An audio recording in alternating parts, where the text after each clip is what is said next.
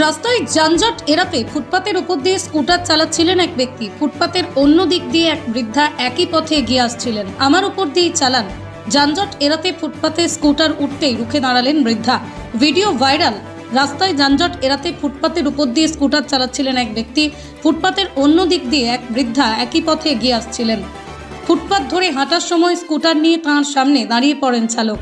তাঁর এই আচরণে ক্ষোভে ফেটে পড়েন বৃদ্ধা। পথ আটকে স্কুটার চালককে বকাবকি করতে শুরু করেন তিনি।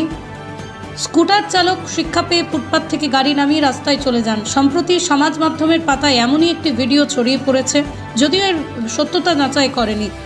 MN নামে অ্যাকাউন্ট থেকে এক্স হ্যান্ডেলের পাতায় একটি ভিডিও পোস্ট করা হয়েছে। সেই ভিডিওয় দেখা গিয়েছে যে এক বৃদ্ধা ফুটপাত দিয়ে হেঁটে যাচ্ছিলেন।